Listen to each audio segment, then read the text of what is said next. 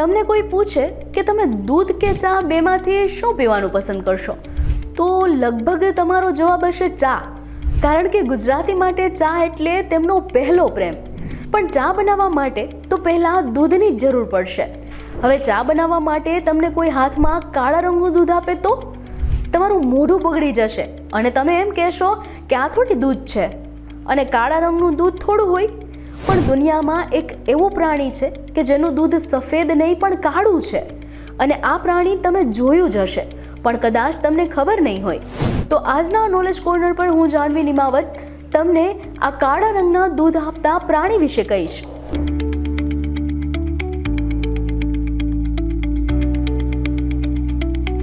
માદા ગેંડાનું દૂધ કાળા રંગનું હોય છે, જેની ઊંચાઈ 5 ફૂટ અને વજન લગભગ 2 થી 2.5 ટન આસપાસ હોય છે, જે ઘાસ અને વનસ્પતિ ખાતું શાકાહારી પ્રાણી છે. આ દુનિયાનું એકમાત્ર પ્રાણી છે કે જે કાળું દૂધ આપે છે. તેને આફ્રિકન બ્લેક રાઇનો તરીકે પણ ઓળખાય છે. કાળા ગેંડાના દૂધમાં સૌથી ઓછી મલાઈ હોય છે, તેમજ તેનું દૂધ પાણી જેવું અને માત્ર 0.2% ચરબી હોય છે. આફ્રિકામાં ગેંડાની 2 પ્રજાતિ કાળા ગેંડા અને સફેદ ગેંડા જોવા મળે છે, તેમજ એશિયામાં ગેંડાની 3 પ્રજાતિ ભારતીય, સુમાત્રન અને જાવન પ્રજાતિ જોવા મળે છે.